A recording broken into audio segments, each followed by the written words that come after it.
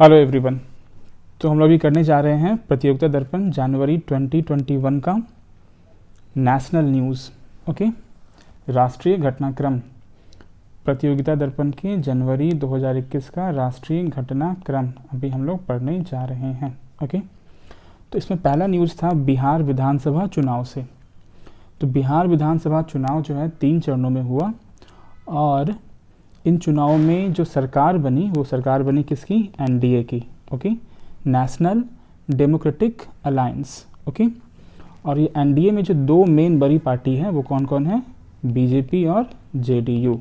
Okay, चलो, तो इसमें हमें क्या क्या ध्यान रखना है कि नीतीश कुमार जी वो 7वीं बार, नीतीश कुमार जी 7th टाइम्स 7वीं बार जो है वो क्या बने हैं? तो बिहार के मुख्यमंत्री बने हैं, ये याद रखना है।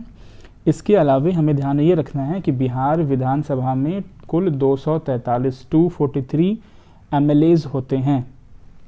ठीक है, इसमें एनडीए कितना सीट मिली? 125।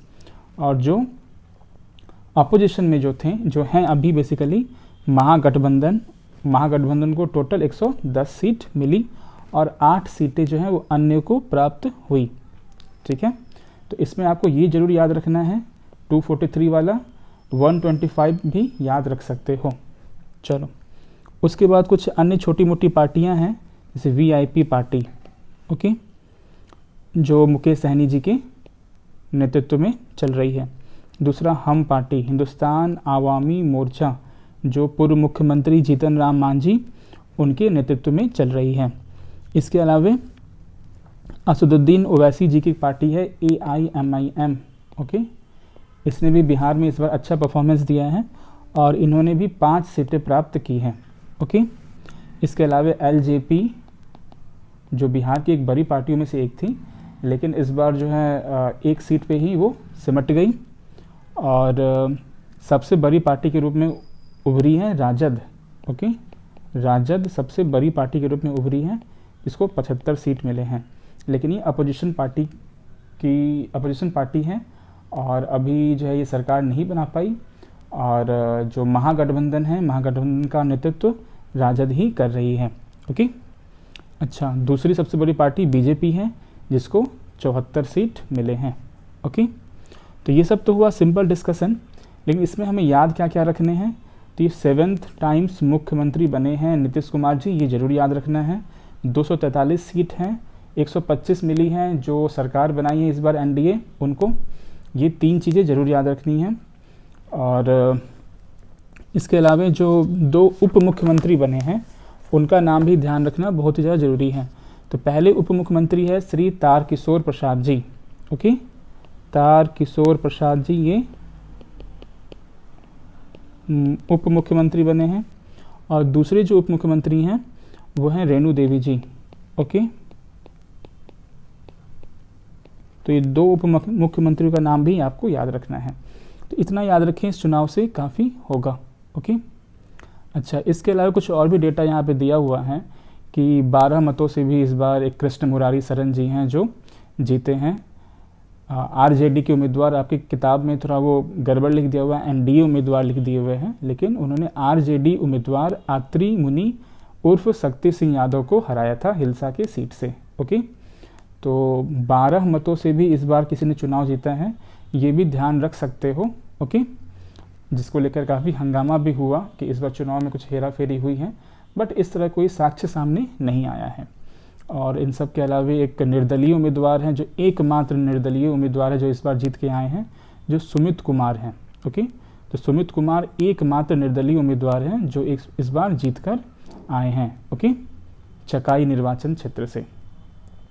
तो ये सब चीज़ें ठीक है, ये सब चीज़ें थोड़ा बहुत दिमाग में रख सकते हैं, लेकिन हमें 2 चीज़ें जरूर याद रखनी है, मिनिमम जो 2 चीज़ें जरूर याद रखनी है कि 7वीं बार मुख्यमंत्री बने नीतीश कुमार जी और बिहार के विधानसभा में कुल 243 सीट हैं।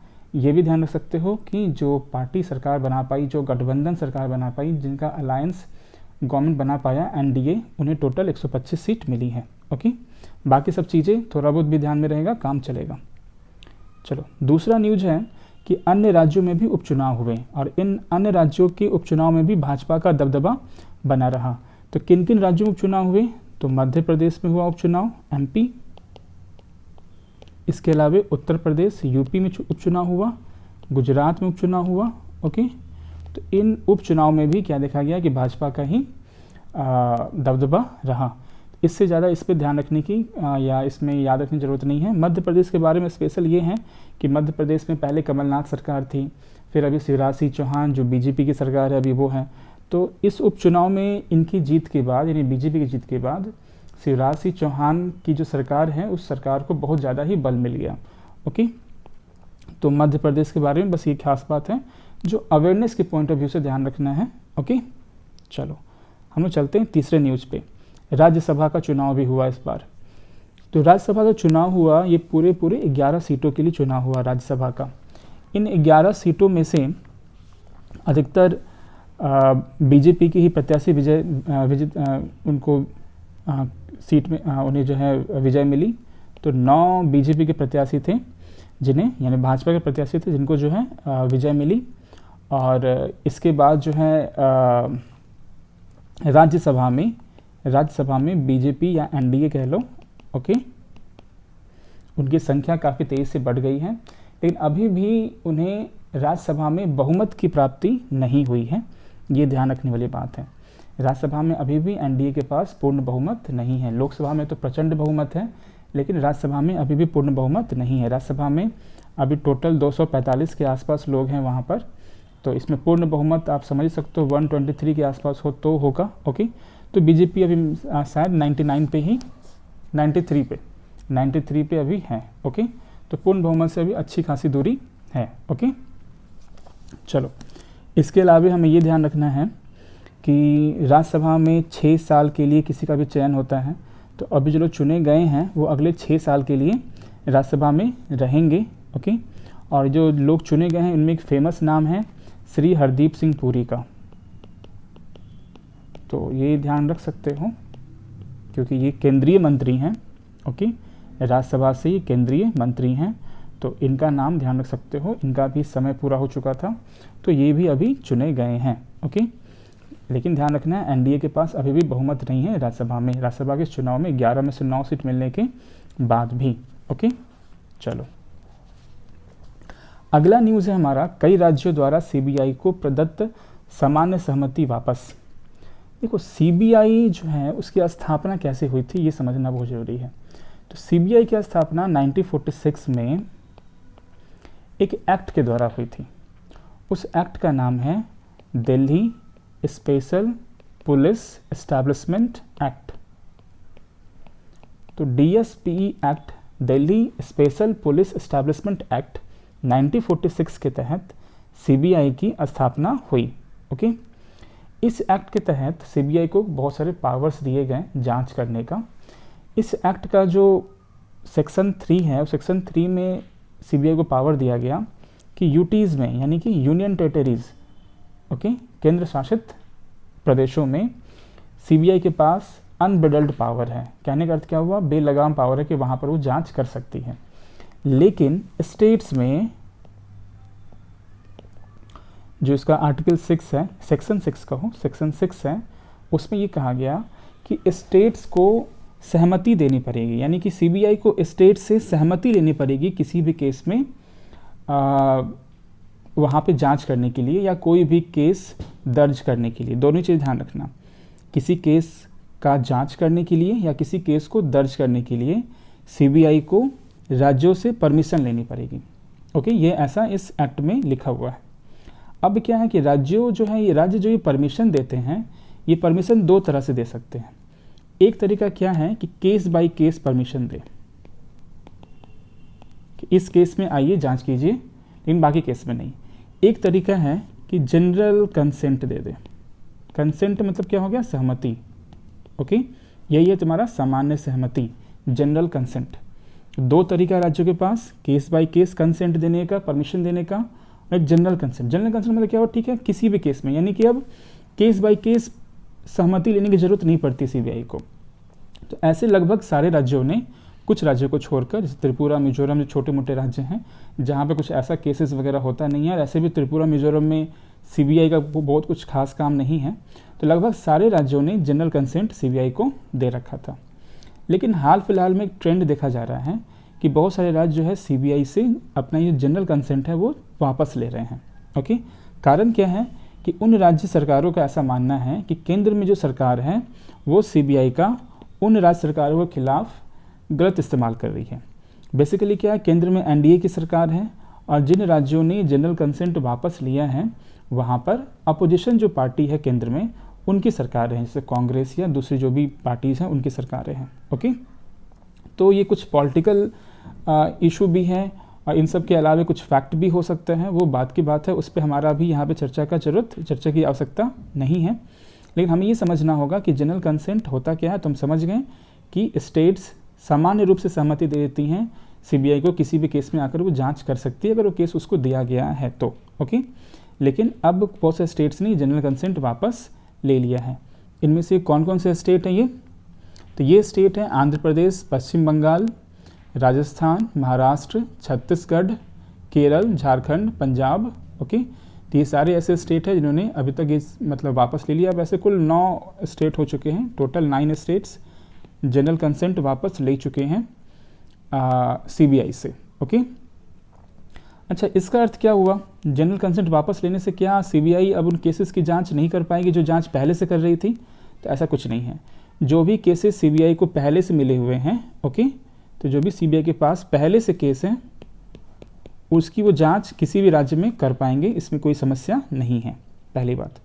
दूसरी बात कि सीबीआई को जो भी केस सुप्रीम कोर्ट या हाई कोर्ट या किसी भी कॉन्स्टिट्यूशनल कोर्ट ने, इस बात को समझना बहुत ज़रूरी है, किसी भी कॉन्स्टिट्यूशनल कोर्ट ने सीबीआई को जो भी केसेस हैंड ओवर किए हैं, इसको आप लिख लोगे क्योंकि ये आपके मैगज़ीन में दिया हुआ नहीं है, कि जो भी केसेस सुप्रीम कोर्ट या हाई कोर्ट ने सीबीआई को हैंडल किए हैं या आगे भी करेंगे, उन केसेस के लिए सीबीआई को स्टेट गवर्नमेंट से परमिशन नहीं लेना पड़ेगा।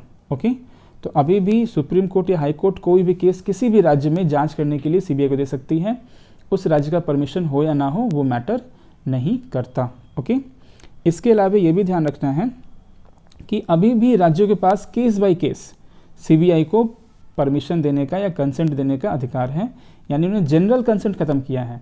यानी कि अब राज्य को हर एक केस, अब सीबीआई को हर एक केस के लिए राज्य सरकार से पूछना पड़ेगा कि सर इस केस का हम जांच करें या ना करें, उधर से कंसेंट आता है तो जांच करेगी। ओके, तो ऐसा नहीं है कि सीबीआई के पास अब किसी भी केस का जांच करने का अधिकार नहीं रह गया। सुप्रीम कोर्ट, हाई कोर्ट कोई केस देगी, जांच कर सकती है, पहले से जिसका जांच कर रही है करती रहेगी, और केस बाय केस भी परमिशन वो ले सकती है। बस और बस जनरल कंसेंट ही क्या हुआ है तो ख़त्म अभी किया है, वो भी 9 राज्यों ने। ओके, इसके अलावा आपके मैगजीन में चर्चा किया है यहाँ पे एनआईए का और ईडी का। तो एनआईए और ईडी को जो है वो पार्लियामेंट्री लॉ के द्वारा उनको ये पावर दिया गया है कि देश के किसी भी कोने में वो जांच कर सकते हैं। एनआईए जो है मेनली आतंकवाद से लड़ने के लिए बनाई गई थी। 2008 का जो मुंबई में इसको बनाया गया था। ओके, मुंबई का जो ये हुआ था कांड, ओके, उसके बाद ही जो है ये एनआईए की स्थापना हुई थी 2008 में। और ईडी जो है वो इसका काम क्या होता है तो मनी लॉन्ड्रिंग जो होता है, मनी लॉन्ड्रिंग के केसेस को ये हैंडल करती है। कौन? ईडी। मनी लॉन्ड्रिंग मतलब धन शोधन, ब्लैक मनी को वाइट मनी में कन्वर्ट करने वाली जो एक्टिविटीज़ होती है, जो इलीगल एक्टिविटी होती है, उसको लेकर ईडी ही एक्टिव रहती है, जिसका आप लोग अक्सर आजकल नाम सुनते होंगे, इन्फोर्समेंट डायरेक्टरेट, पीएमएलए एक्ट है। Okay, prevention of money laundering act. इस एक्ट को इन्फोर्स करने का काम इन्फोर्समेंट डायरेक्टरेट का है, ईडी का है, प्रवर्तन निदेशालय इसको हिंदी में कहते हैं।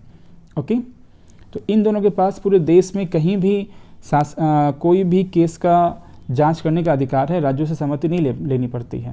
लेकिन सीबीआई को सहमति लेनी पड़ती है क्योंकि सीबीआई का जो एक्ट है डीएसपी एक्ट, उस एक्ट के सेक्शन 6 में ऐसा लिखा हुआ है।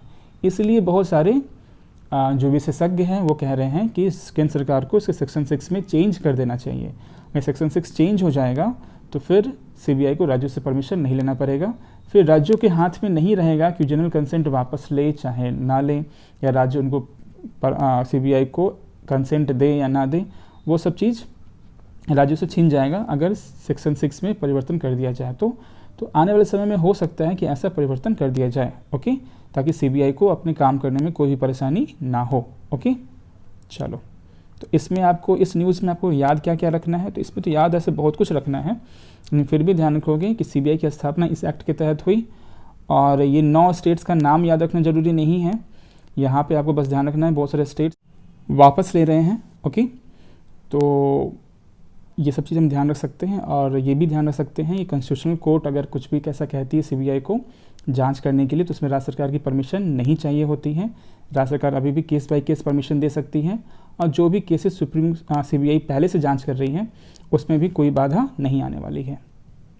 चलो, 5वां जो न्यूज़ है हमारा वो है EOS 1 का प्रक्षेपण, अर्थ ऑब्जर्वेशन सैटेलाइट। EOS का अर्थ क्या हुआ? Earth observation satellite. ऑब्जर्वेशन का अर्थ क्या हुआ? इसका अर्थ हुआ ध्यान से देखना। ओके, ध्यान से देखना, ऑब्जर्व करना। ओके, अवलोकन करना। पृथ्वी अवलोकन उपग्रह, अर्थ ऑब्जर्वेशन सैटेलाइट 1। देखो, ऐसा नहीं है कि इसरो पहली बार कोई अर्थ ऑब्जर्वेशन सैटेलाइट भेज रही है। अर्थ ऑब्जर्वेशन सैटेलाइट को हम रिमोट सेंसिंग सैटेलाइट भी कहते हैं। ये सैटेलाइट का एक टाइप है, रिमोट सेंसिंग सैटेलाइट भी इसको कहा जाता है। दूर संवेदी उपग्रह। ओके, तो दोनों एक ही तरह के सैटेलाइट होते हैं। सैटेलाइट जो है मेनली आप देखोगे तो 2 तरह के होते हैं, एक कम्युनिकेशन सैटेलाइट संचार उपग्रह, और दूसरा रिमोट सेंसिंग सैटेलाइट दूर संवेदी उपग्रह। संचार उपग्रह से के कारण ही हम लोग टीवी वगैरह ये सब चीज़ देख पाते हैं। ओके, कनेक्शन वगैरह जो कुछ मिलता है सब संचार उपग्रहों के कारण मिलता है। दूर संवेदी उपग्रह से क्या फ़ायदा होता है? तो दूर से वो सैटेलाइट निगरानी रख सकती हैं, वो इमेज खींच सकती, फ़ोटोज़ ले सकती है। ओके, तो इससे क्या होता है पूरा मैप बन सकता है किसी भी इलाके का। जब मैप बन जाता है तो फिर वहाँ पर प्लानिंग आसान हो जाता है। ओके, तो दूर संवेदी उपग्रह के दूसरे तरह का इस्तेमाल है, और जो संचार उपग्रह जो कम्युनिकेशन सैटेलाइट हैं उनके दूसरे तरह के इस्तेमाल है। दोनों के इस्तेमाल थोड़े अलग अलग हैं। ओके, तो अभी तक जो इसरो थी उसने क्या किया कि जो अर्थ ऑब्जर्वेशन सैटेलाइट्स थे इनका नामकरण वो अलग तरह से करता था। थीम के बेस पे वो नामकरण क्या करता था इसरो। थीम का अर्थ क्या हुआ? किस काम से भेजा जा रहा है, उस काम के थीम के नाम पर। जैसे आपने सुना होगा हाल फिलहाल में पिछले साल कार्टोसैट छोड़ा गया। तो कार्टो का अर्थ क्या होता है? मैप बनाना, कार्टोग्राफी। कार्टोग्राफी का अर्थ क्या होता है? मैप बनाना। तो कार्टोसैट जो छोड़ा गया उसका मकसद क्या था? मैप बनाने में हेल्प करना, इसलिए नाम क्या कर दिया गया उसका? कार्टोसैट। कार्टोसैट 3 ही लास्ट ईयर इसरो ने छोड़ा था। ओके, तो पहली बार इसरो ने सिंपल नामकरण किया है, अर्थ ऑब्जर्वेशन सैटेलाइट 1 EOS 1। नहीं तो अभी तक थीम के बेस पे नाम होता था, कार्टोसैट, इनसैट, रीसैट। ओके, सब कुछ न कुछ थीम के नाम पर, ओशन सैट, एडूसैट, थीम के नाम पर होता था नामकरण। अब सिंपल नामकरण हुआ, अर्थ ऑब्जर्वेशन सैटेलाइट। ओके, अच्छा, क्या कहाँ से छोड़े गए ये? तो श्री हरिकोटा आंध्र प्रदेश। ओके, श्री हरिकोटा आंध्र प्रदेश से ये छोड़ा गया। ठीक है, सबको ध्यान रखना, यहीं पर सतीश धवन स्पेस सेंटर है। ओके, और सतीश धवन स्पेस सेंटर से ही ये सब चीज़ अक्सर छोड़े जाते हैं। PSLV का इस्तेमाल किया गया। अभी इसरो के पास PSLV, GSLV और एक SSLV भी है। ओके, ये 3 तरह के लॉन्चिंग व्हीकल अभी इसरो के पास है, PSLV, GSLV, SSLV। PSLV क्या हुआ? Polar satellite launching vehicle. GSLV जियो सिंक्रोनस सैटेलाइट लॉन्चिंग व्हीकल या जियो स्टेशनरी सैटेलाइट लॉन्चिंग व्हीकल। और SSLV क्या हुआ? Small satellite launching vehicle. Okay, तो 3 तरह के अभी लॉन्चिंग व्हीकल हैं सैटेलाइट इसरो के पास। ओके, चलो, इसके अलावा 9 छोटे छोटे विदेशी उपग्रहों को भी इसरो ने EOS 1 के साथ छोड़ा है। और ये जो 9 छोटे छोटे विदेशी उपग्रह छोड़े गए हैं ये new space India limited,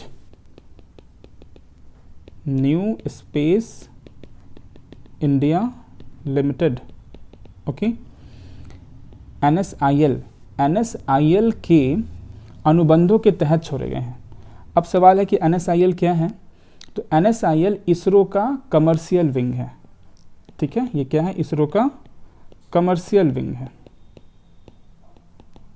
ISRO जो कमाने के लिए जो चीज़ें जो एक्टिविटी करती है उसको कह सकते हो कमर्शियल काम है। ओके, तो इसरो अपना कमर्शियल एक्टिविटी NSIL के तहत करती है। इसके अलावे एक एंट्रिक्स करके भी है, वो भी इसरो का कमर्शियल विंग है। तो अभी इसरो के 2 कमर्शियल विंग है, ध्यान रखना है, NSIL और एंट्रिक्स। ओके, चलो, इस साल 2020 में एकमात्र ये पहला जो है उपग्रह ये छोड़ा गया, EOS-01, और इस उपग्रह का जो काम है वो यही है कि हर मौसम में पृथ्वी पर नज़र रखेगा। नाम ही क्या है, ऑब्जर्वेशन सैटेलाइट। ओके, या रिमोट सेंसिंग, बात वही हुआ। तो इसका काम क्या है, दूर से पृथ्वी पर नज़र रखेगा, हर मौसम में पृथ्वी पर नज़र रख सकता है ये। इसका उपयोग कृषि में होगा, कृषि में भी मैपिंग की काफ़ी ज़्यादा आवश्यकता पड़ती है। इसके अलावा कृषि में और भी बहुत सारे काम इसके थ्रू हो सकते हैं। वानिकी में होगा, कहाँ कहाँ कितने जंगल हैं, जंगलों का मैपिंग, जो आपके पास डेटा आता है हर 2 साल पे, फॉरेस्ट सर्वे रिपोर्ट आता है, उस फॉरेस्ट सर्वे रिपोर्ट में भी बहुत ज़्यादा मदद लिया जाता है इन ऑब्जर्वेशन या रिमोट सेंसिंग सैटेलाइट्स का। ओके, अच्छा, इन सब के अलावा आपदा प्रबंधन में भी इसका इस्तेमाल काफ़ी ज़्यादा होगा, सीमाओं पर निगरानी रखने में भी इसका इस्तेमाल किया जाएगा। ओके, चलो, इसका जो नामकरण था वो रीसेट सीरीज़ के हिसाब से नामकरण होना था, लेकिन बाद में इसका नामकरण चेंज कर दिया गया। जो रीसेट सीरीज़ के जो भी हैं जो भी सैटेलाइट्स हैं, इन सैटेलाइट्स की क्या खूबी है, तो ये सैटेलाइट्स रडार इमेजिंग हैं। क्या है ये, जो रीसेट मतलब क्या हुआ, radar imaging satellite. Radar imaging का अर्थ क्या होता है, इसका अर्थ साधारण रूप से यही होता है कि ये सैटेलाइट्स स्पेक्ट्रल नहीं हैं। स्पेक्ट्रल सैटेलाइट्स की क्या खूबी होती है कि ये सनलाइट अगर रहेगी तो ये सैटेलाइट्स ढंग से काम करेंगे, सनलाइट नहीं रहेगी तो ढंग से काम नहीं करेंगे। या जो स्पेक्ट्रल सैटेलाइट्स की एक और बहुत बड़ा प्रॉब्लम है कि मौसम ख़राब रहेगा तो स्पेक्ट्रल सैटेलाइट ढंग से काम नहीं कर पाएगा। जो रडार इमेजिंग सैटेलाइट होते हैं ये, इनमें वो प्रॉब्लम नहीं होता। ओके, इनमें ये प्रॉब्लम नहीं होता, ये दिन हो रात हो दोनों ही समय अपना काम कर सकते हैं, मौसम ख़राब हो तो भी अपना काम कर सकते हैं। तो मिलिट्री एक्टिविटी में भी रडार इमेजिंग सैटेलाइट्स यानी रीसेट सैटेलाइट्स का यूज किया जाता है। रीसेट सैटेलाइट का यूज जो भारत ने पाकिस्तान के बालाकोट पे जो हमला किया था उसमें भी इसका सैटेलाइट का यूज किया गया था, ऐसा कहा जाता है। ओके, आप लोग एक मूवी में भी इसकी चर्चा देख सकते हो। इन सब के अलावे रीसेट में ही रीसेट 1, रीसेट 2, 2BR1 ये सब चीज़ छोड़ा गया, और रीसेट सीरीज का ही ये पार्ट है कौन, EOS-1, बट इसका नामकरण थोड़ा अलग तरह से कर दिया गया। ओके, ध्यान रखना है, रीसेट सीरीज का ये पार्ट है। तो इसके अलावा आपके बुक में चर्चा दिया हुआ है GSAT-30 का भी। GSAT-30 जो है ये इस साल इसरो ने इसे छोड़ा था, लेकिन इसरो ने ये अपने लॉन्चिंग व्हीकल से नहीं छोड़ा और ना ही इसको इंडिया से छोड़ा गया। ओके, GSAT-30 जो है एक कम्युनिकेशन सैटेलाइट है और इसे जो है छोड़ा गया कहाँ से, तो एक एरियन 5 नाम का एक रॉकेट है, और एरियन स्पेस एक कंपनी है यूरोप की, जो फ्रांस के कंट्रोल में ये कंपनी लगभग रहती है। और फ्रांस के ही कंट्रोल में एक जगह है, उसका नाम क्या है, French Guiana. Okay, French Guiana south America की एक कंट्री का नाम है, जो लगभग फ्रांस के कंट्रोल में है बहुत हद तक। तो वहीं से जो है ये चीज़ छोड़ी गई। ओके, क्या GSAT-30, और फ्रांस के ही एरियन 5 नाम का एक रॉकेट है, जो रॉकेट काफ़ी पावरफुल रॉकेट है। बेसिकली GSAT-30 काफ़ी हेवी था, इतना हेवी था कि उसे जो हमारा जो सबसे पावरफुल लॉन्चिंग व्हीकल है, ओके, उसके द्वारा GSLV Mk3, ओके, इसके द्वारा भी उसको छोड़ा जाना मुश्किल था। ओके, इसलिए एरियन 5 से उसको छोड़ना पड़ा। ओके, चलो, तो इतनी जानकारी EOS के बारे में काफ़ी है। हम लोग अब चल रहे हैं नेक्स्ट न्यूज़ पे, न्यूज़ नंबर 6।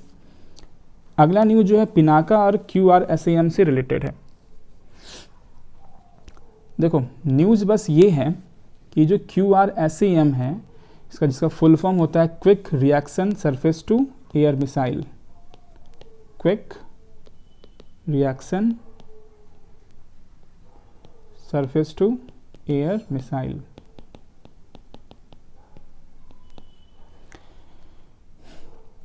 सबसे पहले समझो कि ये क्या लिखा हुआ, क्विक रिएक्शन, यानी इसका जो रडार है काफ़ी क्विक है। किसी मिसाइल सिस्टम में रडार होता है ताकि अगर सामने से कुछ आ रहा है तो उसका रडार उसको कैच करेगा, उसको पकड़ेगा कहाँ पर उसका लोकेशन है, और तब ये मिसाइल छूट के उस सामने से आने वाली चीज़ों को मार गिराएगा। तो इसका रडार काफ़ी क्विक है, इसलिए नाम क्या पड़ा इसका, क्विक रिएक्शन। दूसरा सरफेस टू एयर, यानी ज़मीन से हवा पे ही हमला करेगी ये मिसाइल, QRSAM। तो ये दो चीज़ें ध्यान रखनी है। ओके, कहाँ से छोड़ा गया इसको, तो चांदीपुर स्थित जो ITR है हम लोग का, इंटीग्रेटेड टेस्ट रेंज, वहाँ से इसको छोड़ा गया। ये उड़ीसा में है, उड़ीसा के चांदीपुर में स्थित ITRC से छोड़ा गया, इसे वहाँ पे टेस्ट किया गया। अच्छा, इसे जो टेस्ट किया गया तो इसमें लिखा हुआ है आपकी मैगज़ीन में कि एक लक्ष्य विमान, एक टारगेट विमान, उसका नाम रख दिया गया था क्या, बंसी। ओके, इसका नाम रख दिया गया बंसी, और इसी पर हमला किया गया QRSAM के द्वारा। तो QRSAM के रडार ने उसको एक्यूरेटली पकड़ा और उस पर हमला किया, उसे मार गिराया। तो ये टेस्ट इसका जो काफ़ी सफल हुआ, इसका परीक्षण काफ़ी सफल हुआ। अच्छा, इसके अलावे कुछ ही समय पहले पिनाका रॉकेट लॉन्चिंग सिस्टम का भी टेस्ट किया गया था। पिनाका भी एक रॉकेट लॉन्चिंग सिस्टम है, ये भी काफ़ी एडवांस रॉकेट लॉन्चिंग सिस्टम है और काफ़ी बेहतर काम कर सकता है। पिनाका का जो पहला फॉर्मेट था, पिनाका MK1, वो पहले से ही एक्टिव था। पिनाका MK1 का इस्तेमाल इवन हमने कारगिल में भी किया था। पिनाका जो वर्ड है, ये वर्ड बेसिकली जो भगवान शिव की जो त्रिशूल है, उस त्रिशूल का ही एक समानार्थ है। ओके, तो वहीं से ये शब्द लिया गया है। तो पिनाका मार्क 1 कहो इसको, मार्क 1। तो पिनाका मार्क 1 जो है वो कारगिल में इस्तेमाल हुआ था। ये जो टेस्ट हुआ है जो आपके बुक में लिखा हुआ हो, पिनाका मार्क 2 है। ओके, वो पिनाका मार्क 2 है। अभी पिनाका मार्क 2 मार्क 1 को रिप्लेस कर देगा, क्योंकि इसकी ये कर चुका है बेसिकली, और ये जो है काफ़ी सक्सेसफुल है पिनाका मार्क 2। पिनाका मार्क 2 का रेंज थोड़ा ज़्यादा है, 70-75 किलोमीटर के आसपास है। पिनाका मार्क 1 जो है 30-40 किलोमीटर तक ही वो हमला कर सकता था। लेकिन ध्यान रखना, कारगिल में ये काफ़ी इस्तेमाल किया गया था पिनाका मार्क 1 का। ओके, कारगिल में पिनाका मार्क 1 और हमारा एक फाइटर प्लेन था, उसका नाम मैं मिस कर रहा हूँ, मिराज, यस, मिराज 2000, इन दोनों का इस्तेमाल कारगिल में काफ़ी ज़्यादा हुआ था, मिराज 2000 का और और पिनाका मार्क 1 का। But now we have Pinaka mark 2। Okay, चलो, दोनों को ही DRDO, पिनाका मार्क 2 मार्क 1 दोनों ही DRDO ने बनाया। ओके, इसका भी टेस्ट वही चांदीपुर के ITR से ही हुआ था। ओके, तो हमने यहाँ दो के बारे में पढ़ा, पिनाका मार्क 2 और QRSAM के बारे में। ओके, चलो, दूसरा क्या है, सब ध्यान रखो ज़रा कि ये जो पिनाका है चाहे जो QRSAM है, इन सबको आप कह सकते हो ये एक तरह के रॉकेट आर्टिलरी हैं। दो तरह की आर्टिलरी होती है, एक होता है तुम्हारा गन आर्टिलरी और दूसरा होता है रॉकेट आर्टिलरी। गन आर्टिलरी जो तोप आप देखते हो वो होता है। गन आर्टिलरी की क्या खूबी होती है कि इसमें एक्यूरेसी काफ़ी अच्छी होती है, काफ़ी सटीक हमला ये करता है। कौन? Gun artillery. रॉकेट आर्टिलरी में एक्यूरेसी थोड़ी कम होती है, बट इससे डिस्ट्रक्शन, इससे बर्बादी काफ़ी ज़्यादा हो सकती है। ओके, आर्टिलरी का अर्थ क्या हुआ? आर्टिलरी सिंपल से अर्थ क्या हुआ कि इसको किसी ट्रक पे इन सब को या किसी चलते हुए वाहन पर इसको रख सकते हैं, इसे कहीं भी ले जा सकते हैं और इसे युद्ध में भी इसको चला फिरा के इससे हमला कर सकते हैं। यानी कि इसका प्लेस चेंज हो सकता है, ये मूवेबल है, गतिमान है ये। तो आर्टिलरी जैसे कि तोप चलते हैं युद्ध के मैदानों में, तो तोप क्या है? गतिमान है। वैसे ही रॉकेट आर्टिलरी, ओके, इसका इमेज आप चेक करोगे तो आपको दिख जाएगा कि ये बड़े बड़े ट्रक पे इन रॉकेट्स को रखा जाता है। ओके, उन ट्रक्स पे कैनिस्टर्स होते हैं। कैनिस्टर का मतलब क्या हो गया कि पाइप होता है, ऐसे सब पाइप होता है, उस पाइप के अंदर ही ये मिसाइल रखा होता है। ओके, और पाइप यानी उसी कैनिस्टर में मिसाइल सेफ भी रह सकते हैं और उसी कैनिस्टर से ही बहुत सारे मिसाइल छोड़े भी जा सकते हैं। ओके, कैनिस्टर लॉन्च्ड मिसाइल कहते हैं उसको, यानी जहां उनको रखा गया वहीं से ये लॉन्च हो सकते हैं। ओके, इन्हें अलग से कोई लॉन्चिंग पैड की ज़रूरत नहीं पड़ती, तो इन्हें कैनिस्टर लॉन्च्ड मिसाइल कहते हैं। तो ये मूवेबल होते हैं, इसलिए इनको आर्टिलरी कहा जाता है। तो दो तरह के आर्टिलरी हो गए, gun artillery, rocket artillery. Okay, ये सब कुछ एक्स्ट्रा जो भी जानकारी है उसे लिख लिया करना। ओके, अगला न्यूज है हमारा, स्कॉर्पियन क्लास की 5वीं पनडुब्बी तैयार हो गई, उनका जलावतरण हो गया। देखो पनडुब्बियाँ या जहाज वगैरह ये सब डिफरेंट क्लासेस की बनती हैं। ओके, इसी में बस नाम पड़ गया ये scorpion class.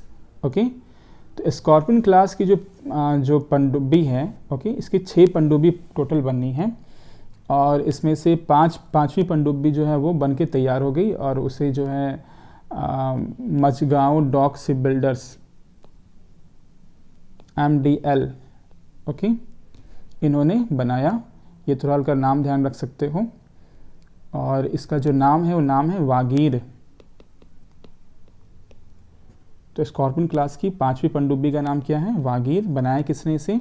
Majhgaon dock ship builders द्वारा इसे बनाया गया और इसे जो है जलावतरण किया गया। जो हमारे रक्षा राज्य मंत्री श्रीपद नाइक साहब हैं, उनकी पत्नी विजया जी ने। ओके, लेकिन वो उतना इम्पॉर्टेंट नहीं है, आपको बस रक्षा राज्य मंत्री का नाम शायद याद रखना हो तो याद रख सकते हो, श्रीपद नाइक, बट ये भी उतना इम्पॉर्टेंट नहीं है। स्कॉर्पियन क्लास किस चीज़ से बिलोंग करता है? तो पनडुब्बियों से, ये जरूर याद रखोगे। ओके, स्कॉर्पियन क्लास किससे बिलोंग करता है? तो पनडुब्बियों से बिलोंग करता है, ये ध्यान रखोगे। इसके पहले जो पहला जो तुम्हारा था वो कलवरी था, INS कलवरी। स्कॉर्पियन क्लास का पहला पनडुब्बी INS कलवरी, उसके बाद खंडेरी, देन करांज, फिर वेला, फिर 5वां तुम्हारा वागीर हो गया और छठा जो अभी आएगा, ओके, उसका नाम क्या होगा? वागसीर। ओके, बट इतने नाम याद रखने की ज़रूरत नहीं है, आपको ये मालूम होना चाहिए कि स्कॉर्पियन क्लास क्या है? तो पनडुब्बियों का क्लास है। ओके, इतना अगर ध्यान में रहेगा तो काफ़ी है। ओके, चलो हम चलते हैं अब नेक्स्ट न्यूज़ पे।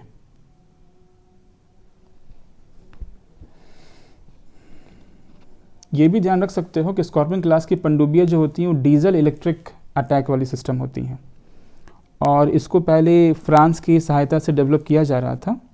ओके, लेकिन अब हम लोग इसको खुद से भी डेवलप कर पा रहे हैं, लेकिन इसमें अभी भी फ्रांस की सहायता ली जा रही है। चलते हम लोग नेक्स्ट न्यूज़ पे। मिशन सागर 2। मिशन सागर 2 के तहत मित्र राष्ट्रों को खाद्य पदार्थों की पूर्ति की जा रही है। जो भी एसेंशियल फूड आइटम्स हैं उनकी जो है पूर्ति की जा रही है मित्र राष्ट्रों को। देखो, गवर्नमेंट ऑफ इंडिया का एक बहुत ही इम्पॉर्टेंट एक विज़न है, ओके, या कह सकते हो बहुत ही इम्पॉर्टेंट एक पॉलिसी है। उस पॉलिसी का नाम है सागर। इस पॉलिसी का नाम चलो याद रखोगे। ओके, ये क्या है कि जो भी इंडियन ओशन रीजन है, ओके, इंडियन ओशन रीजन में जो भी छोटे बड़े जो भी देश हैं, खासकर जो भारत से सब छोटे ही देश हैं मेनली, उन देशों को सिक्योरिटी, नेट सिक्योरिटी प्रोवाइड करनी है। सागर का फुल फॉर्म देखो क्या है? Security and growth for all in the region. ये गवर्नमेंट ऑफ इंडिया का बहुत इंपॉर्टेंट विज़न है। इंडिया को अभी जो है बहुत सारे देश एक नेट सिक्योरिटी प्रोवाइडर के रूप में देख रहे हैं। ये net security provider important term है। इसका सिंपल सा अर्थ ये हुआ कि इंडिया इस क्षेत्र में खुद को तो सुरक्षा दे ही रहा है, दूसरे देशों को भी एक इफ़ेक्टिव सिक्योरिटी दे रहा है, एक प्रभावशाली सुरक्षा प्रदान कर रहा है। ओके, कि जो छोटे छोटे देश होते हैं वो अपनी सुरक्षा कई बार खुद से नहीं कर पाते हैं, तो उनको अपनी सॉवरेंटी, अपनी संप्रभुता को अगर एक्सरसाइज करना है तो उन्हें अगल बगल के देशों की या बड़े देशों की सहायता चाहिए होती है। लेकिन अक्सर जो अगल बगल के बड़े देश होते हैं उनसे सहायता के बजाय उनसे कई बार डर रहता है। लेकिन इंडिया इन्हें सिक्योरिटी प्रोवाइड करता है, इंडिया इन्हें किसी दूसरे देश के एग्रेशन के खिलाफ सिक्योरिटी प्रोवाइड करता है, ऐसा इन देशों को भी भरोसा है और भारत भी इन्हें भरोसा देते रहता है। तो इस पूरे रीजन में इवन यूएस तो ये कहता है कि भारत पूरे इंडो पैसिफिक रीजन में एक नेट सिक्योरिटी प्रोवाइडर का काम कर रहा है और इसे यूएस प्रशंसा भी करता है। ओके, पूरा इंडो पैसिफिक को ही पहले एशिया पैसिफिक भी कहते थे, आज भी इसको एशिया पैसिफिक भी कहते हैं, बट इंडिया एशिया पैसिफिक को प्रमोट कर रहा है इंडो पैसिफिक के रूप में, यूएस भी प्रमोट कर रहा है एशिया पैसिफिक को इंडो पैसिफिक के रूप में। ओके, तो एशिया पैसिफिक में इंडिया सेंटर्ड हो जाए पूरा रीजन, इसलिए इसका नाम इंडो पैसिफिक रखा जा रहा है। ओके, थोड़ा कह सकते हो कि चाइना को थोड़ा सा पीछे करने के लिए, या कह लो पीछे तो नहीं कहो, कह सकते हो चाइना को थोड़ा सा दिखाने के लिए कि पूरा जो रीजन है वो चाइना सेंटर्ड नहीं है, इंडिया सेंटर्ड है, इसलिए इंडो पैसिफिक टर्म का इस्तेमाल किया जा रहा है। तो मिशन सागर 2 जो है, इसी सागर जो डॉक्ट्रिन है, ये बहुत इंपॉर्टेंट डॉक्ट्रिन है, इसी डॉक्ट्रिन के तहत ही मिशन सागर 2, मिशन सागर 1 भी पहले चलाया गया था। तो मिशन सागर 2 के तहत भी बहुत सारे राज्यों को बहुत सारे देशों को खाद्य की आपूर्ति की गई है, खासकर ये कोरोना के काल में जब काफ़ी देशों को दिक्कत हो रही है, जिसमें सूडान है, दक्षिण सूडान है, जिबूती, इरिट्रिया, इन सबको दी गई है। ओके, चलो, और ये सब जो प्रोग्राम चलाए जाते हैं इन सब में जो हमारी 2 मिनिस्ट्री है, काफ़ी इंपॉर्टेंट रोल होता है उनका। एक हमारा फॉरेन मिनिस्ट्री है, दूसरा हमारा डिफेंस मिनिस्ट्री है। फॉरेन मिनिस्ट्री और डिफेंस मिनिस्ट्री, इन दोनों का काफ़ी इंपॉर्टेंट रोल रहता है, विदेश मंत्रालय, रक्षा मंत्रालय। ओके, चलते हम लोग अगले न्यूज़ पे। अगला न्यूज़ है हमारा ब्रह्मोस मिसाइल का लैंड अटैक वर्जन का परीक्षण। देखो, ब्रह्मोस मिसाइल सबसे पहले किस तरह का मिसाइल है, तो ये एक क्रूज मिसाइल है। ये क्या है? एक क्रूज मिसाइल है। मिसाइल मेनली 2 तरह के होते हैं। ओके, एक होता है तुम्हारा बैलिस्टिक मिसाइल और दूसरा क्रूज मिसाइल। बैलिस्टिक मिसाइल्स की क्या खूबी होती है, तो ये बैलिस्टिक पाथ कवर करते हैं। बैलिस्टिक पाथ कवर करने मतलब क्या हुआ, प्रोजेक्टाइल की तरह, जैसे कि आप किसी पत्थर को फेंकते हो तो जैसे जाता है वो, वैसे ही बैलिस्टिक मिसाइल भी ऐसे जाते हैं। ये काफ़ी ऊंचाई तक जाते हैं और काफ़ी दूर तक भी जा सकते हैं। ओके, ये जनरली स्ट्रैटेजिक नेचर के होते हैं। स्ट्रैटेजिक नेचर का मतलब क्या हुआ, किसी प्लान्ड तरीके से किसी शहर पे हमला करना हो, किसी बहुत बड़े मिलिट्री बेस पे हमला करना हो, एक स्ट्रैटेजिक या कोई परमानेंट डैमेज करना हो किसी शहर को, किसी मिलिट्री बेस को, तब जाके बैलिस्टिक मिसाइल्स का इस्तेमाल किया जा सकता है या किया जाता है। इनका इस्तेमाल जनरली किसी युद्ध के दौरान छोटे मोटे कामों के लिए नहीं होता है। ओके, क्रूज मिसाइल्स जो होते हैं वो टैक्टिकल नेचर के होते हैं। मतलब क्या हुआ, इनका इस्तेमाल हम लोग छोटे मोटे युद्धों में भी कर सकते हैं, या ऐसा कह सकते हो युद्ध के दौरान सामने वाला का कोई आ रहा है, क्या टैंक आ रहा है, तो एंटी टैंक मिसाइल छोड़ दिया गया, जो नाग है इंडिया का एंटी टैंक मिसाइल, तो ये नाग क्या हुआ, टैक्टिकल मिसाइल की तरह हुआ। तो ब्रह्मोस भी लगभग उसको आप कह सकते हो टैक्टिकल मिसाइल है। जो भी क्रूज मिसाइल्स होते हैं सब टैक्टिकली इस्तेमाल किया जा सकते हैं। 2 उनका इस्तेमाल जो है वो स्ट्रैटेजिक पर्पज़ से भी हो सकता है, लेकिन टैक्टिकल पर्पज़ से भी इनका इस्तेमाल मेनली होता है, या होने की जो है संभावना रहती है क्रूज मिसाइल्स की। बैलिस्टिक मिसाइल्स का इस्तेमाल कैसे होता है, तो स्ट्रैटेजिक तरीके से किसी बड़े शहर को उड़ाना हो, किसी बहुत बड़े मिलिट्री बेस को उड़ाना हो, कोई परमानेंट डैमेज करना हो। ओके, और टैक्टिकल क्या हुआ, युद्ध के दौरान उसने हम पे हमला किया तो हमने भी हमला किया, तो इस तरह का जो हमला होता है वो सब क्या होता है, तो टैक्टिकल टाइप के हमले होते हैं। ओके, चलो, तो बैलिस्टिक मिसाइल्स काफ़ी दूर तक सफ़र तय करती हैं, प्रोजेक्टाइल मोशन में चलती हैं और काफ़ी ऊंचाई तक जाती हैं। इनको एक बार फेंक दिया जाता है, उसके बाद वो जहाँ उनका टारगेट बना होता है वहाँ गिरती हैं। ये गाइडेड जनरली उतने ढंग से नहीं होती। ओके, क्रूज मिसाइल्स क्या होती हैं, तो वो अपना रास्ता चेंज भी कर सकती हैं। ओके, क्रूज मिसाइल्स अपना रास्ता चेंज भी कर सकती हैं, ज़्यादा दूर तक क्रूज मिसाइल्स नहीं जाती। ओके, तो ये सब कुछ खास बातें हैं क्रूज बैलिस्टिक की, इसके बारे में अलग से भी मैं समझा दूंगा, काफ़ी कुछ है इसके बारे में। अच्छा, ब्रह्मोस मिसाइल क्या है, तो क्रूज मिसाइल है। ब्रह्मोस मिसाइल के बहुत सारे वर्जन्स हैं, ये जैसे कि लैंड अटैक वर्जन है, वैसे ही ब्रह्मोस मिसाइल का इस्तेमाल युद्धपोत से भी हो सकता है, इसका इस्तेमाल लड़ाकू विमानों से भी हो सकता है, पनडुब्बियों से भी हो सकता है। ओके, तो इसके बहुत सारे वर्जन हैं, ये लैंड अटैक है, नहीं ज़मीनी इसका वर्जन है। इसके अलावा ये पनडुब्बी से भी छोड़ा जा सकता है, सोचो। ओके, अभी कुछ महीने पहले ही पनडुब्बी से भी ब्रह्मोस का टेस्ट किया गया था। इधर रिसेंटली 2-3 महीनों के अंदर, खासकर आप देखोगे सितंबर अक्टूबर, ओके, या नवंबर, खासकर अक्टूबर नवंबर में खासकर बहुत सारे ही टेस्ट वगैरह किया गवर्नमेंट ऑफ इंडिया ने। चाइना का जो एग्रेशन चल रहा है उसको ध्यान में रखते हुए और पाकिस्तान को भी थोड़ा बहुत ध्यान में रखते हुए लगातार बहुत सारे टेस्ट किए गए हैं। ओके, चलो, ब्रह्मोस मिसाइल के बारे में एक खास बात आपके यहाँ लिखा हुआ, आपके मैगजीन में लिखा हुआ है, वो ये है कि जो ब्रह्मोस मिसाइल है वो, इसका जो नामकरण है वो भारत की ब्रह्मपुत्र नदी और रूस की मॉस्कवा नदी, ओके, इनके नाम पर ही रखा गया कि भारत और रूस के सहयोग से ब्रह्मोस मिसाइल डेवलप की गई थी। और ये जो मिसाइल है इसको इंडिया एक्सपोर्ट करना चाहता है कि बहुत सारे देश इंडिया से डिमांड कर रहे हैं ब्रह्मोस की। इसके लिए रूस से भी सहमति लेनी पड़ती, तो रूस ने सहमति दे दी है। अब इंडिया से एक्सपोर्ट कर सकता है ब्रह्मोस मिसाइल को बाहर के देशों को भी, ठीक है। चलो, उसके बाद एक न्यूज़ है, उमंग ऐप का अंतर्राष्ट्रीय संस्करण अभी लॉन्च किया गया है। ओके, उमंग ऐप बहुत इंपॉर्टेंट ऐप है। इस ऐप का देखो फुल फॉर्म क्या है, फुल फॉर्म से इसके काम समझ में आ जाएंगे। Unified mobile application for new age governance. Unified शब्द का अर्थ क्या हो गया कि बहुत सारी चीज़ों को एक जगह मिला दिया गया है, संगठित कर दिया गया है। तो जो भी सेंट्रल गवर्नमेंट की सर्विसेज हैं, गवर्नमेंट हमें सर्विसेज देती है ढेर सारी, तो सेंट्रल गवर्नमेंट की जो भी सर्विसेज हैं और जो स्टेट गवर्नमेंट की जो भी सर्विसेज हैं, सबको यहाँ पर एक साथ जोड़ दिया गया इस एक ऐप में। और ये ऐप क्या है, मोबाइल एप्लीकेशन है, मोबाइल का एक ऐप है।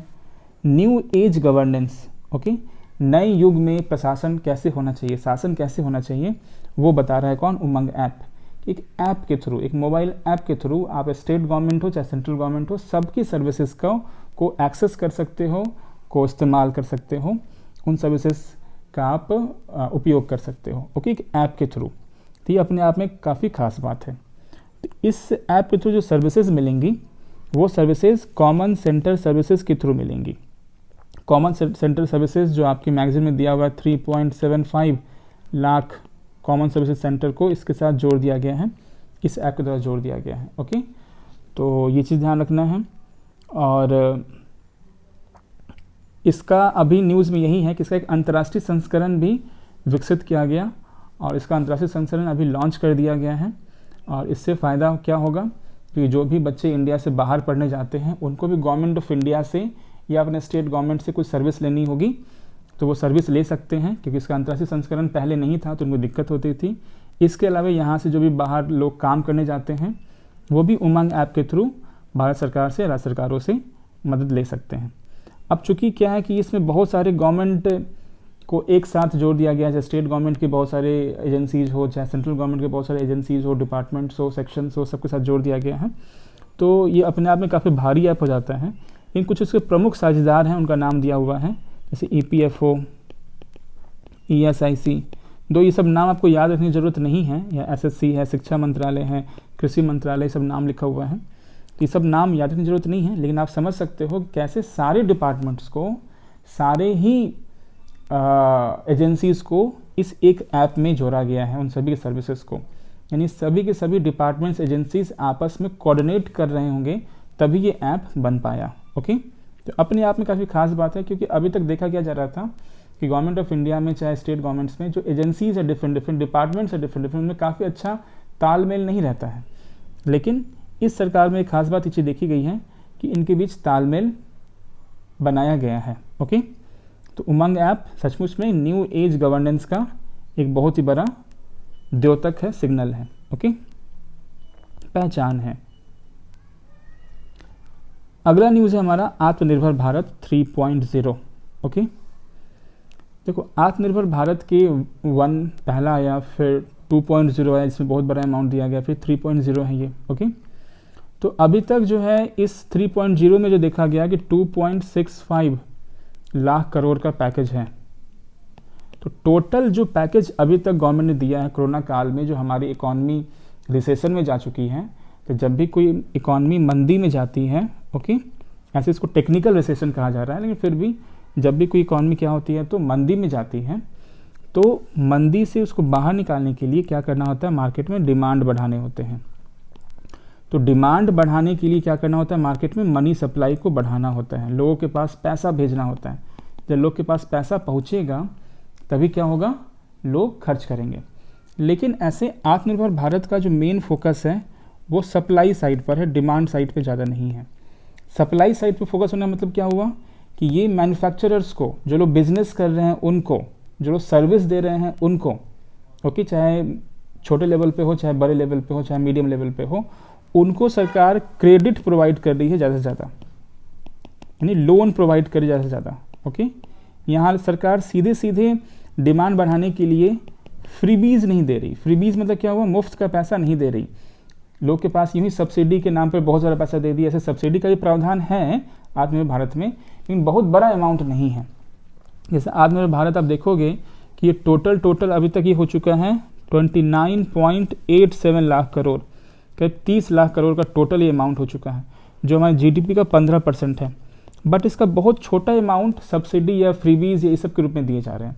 मैक्सिमम अमाउंट क्या है, क्रेडिट या लोन के रूप में है। इसके अलावा लोगों को रोजगार भी दिया जा रहा है इसके तहत, ओके। तो डिमांड बढ़ाने के लिए भी गवर्नमेंट ने बहुत कुछ किया है, लेकिन जो बिजनेसेस हैं उनको सपोर्ट करने के लिए ज़्यादा सरकार ध्यान दी है पूरे आत्मनिर्भर भारत के दौरान, ओके। और उसके थ्रू भी सप्लाई साइड को भी पैसा जा रहा है, उसके थ्रू भी मनी सप्लाई तो बढ़ी जाती है मार्केट में। तो मनी सप्लाई के बढ़ा देने से क्या होता है कि हम मंदी से बाहर आने के चांसेस होते हैं।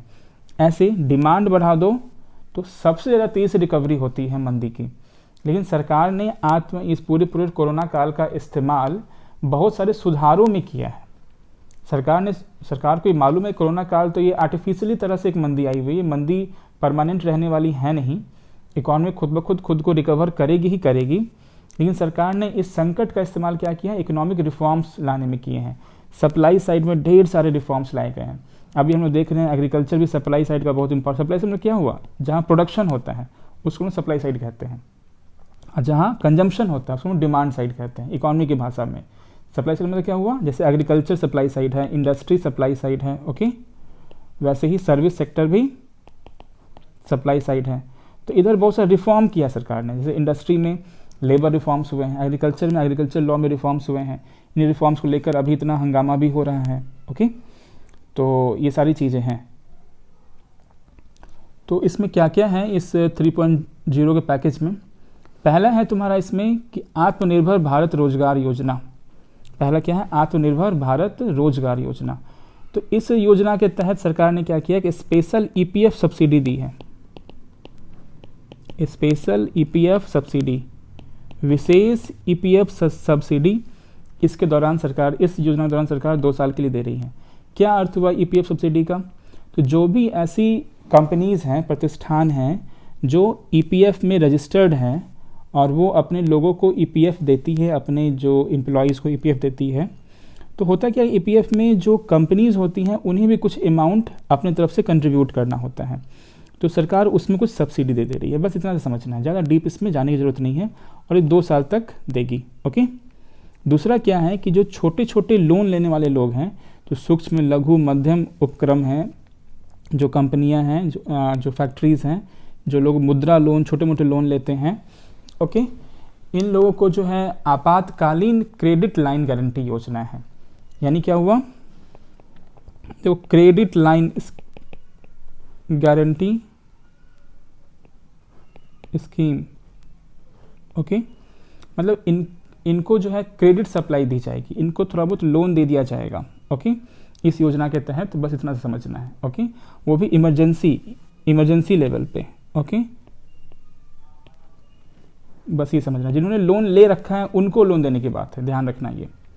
अच्छा, इसके अलावे 10 चैंपियन सेक्टरों के लिए भी सरकार ने कुछ प्रोडक्शन लिंक्ड इंसेंटिव योजना, production linked incentive PLI scheme, बहुत फेमस स्कीम जनरली होती है, ये न्यूज़ में काफ़ी चर्चा रहता है PLI स्कीम्स का, प्रोडक्शन लिंक्ड स्कीम्स का, ओके।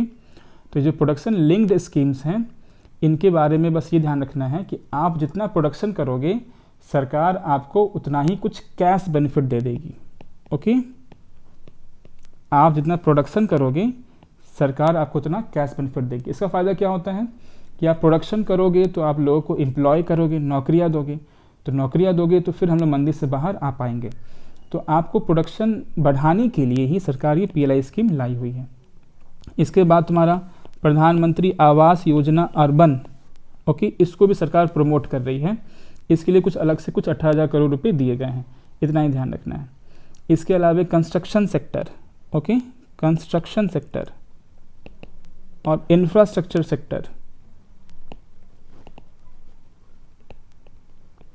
इसको भी यहाँ प्रमोट किया जा रहा है, कंस्ट्रक्शन और इंफ्रास्ट्रक्चर को भी, क्योंकि इन सब सेक्टर्स में क्या है, तो रोजगार की संभावनाएं काफ़ी ज़्यादा रहती है। कंस्ट्रक्शन में काफ़ी ज़्यादा संख्या में रोजगार मिलती हैं, इंफ्रास्ट्रक्चर में काफ़ी ज़्यादा संख्या में रोजगार मिलती हैं, इसलिए रोजगार को देखते हुए सरकार इन 2 सेक्टर्स को प्रमोट कर रही है।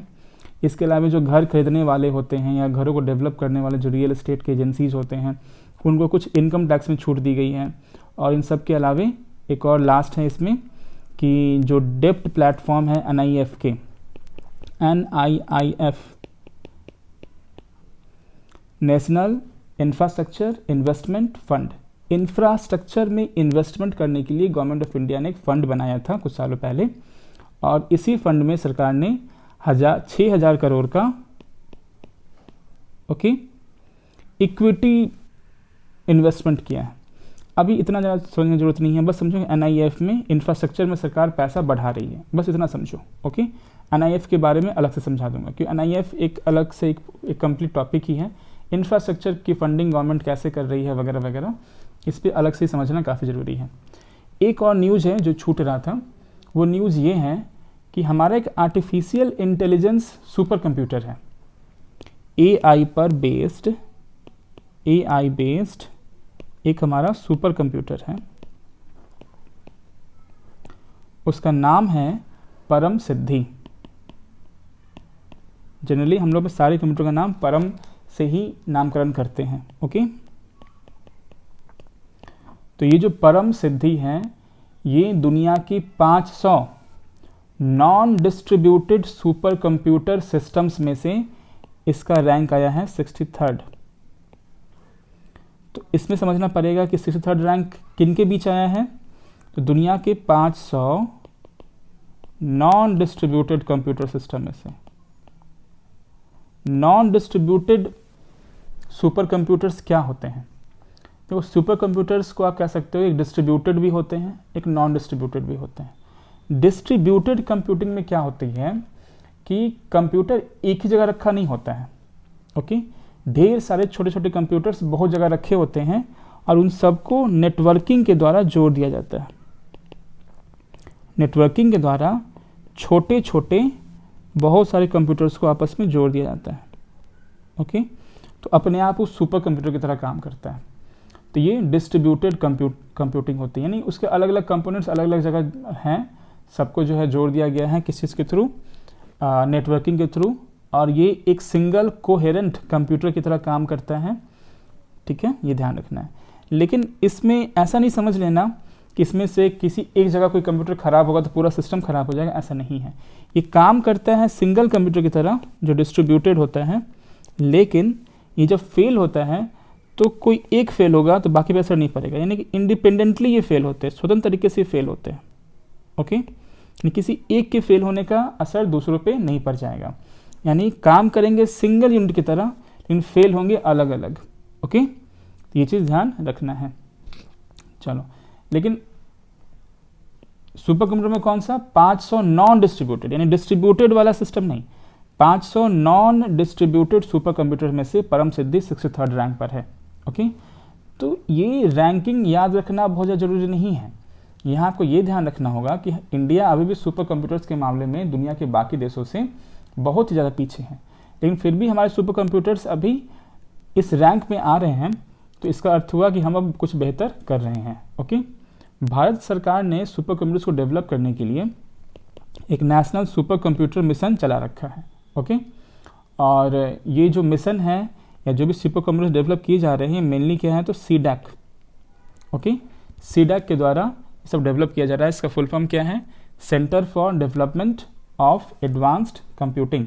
ओके, ये दिया हुआ है आपके मैगज़ीन में, तो मैगज़ीन को ध्यान से पढ़ोगे और ये पूरे वीडियो के दौरान मैगज़ीन को अपने साथ रखते हुए आपको सुनना होगा। ओके, और मैगज़ीन को वीडियो को सुनने के बाद ध्यान से पढ़ोगे, जो जो समझाया गया उसको अंडरलाइन करोगे और उसे फिर दिमाग में सेट करोगे। रिवाइज़ कर सकते हो वीडियो को सुनकर, लेकिन एक बार मैगज़ीन को पढ़ना ज़रूरी है। ओके, ये चीज़ का ध्यान रखना है। जो CDAC है इसके बारे में थोड़ा बहुत जान सकते हो कि ये जो हमारी मिनिस्ट्री है इलेक्ट्रॉनिक्स और इंफॉर्मेशन टेक्नोलॉजी मिनिस्ट्री, ओके, उसी मिनिस्ट्री के अंतर्गत ये आती है। इसका काम क्या है, तो रिसर्च एंड डेवलपमेंट का काम करना। ओके, ये शोध करते रहती है। कौन? CDAC।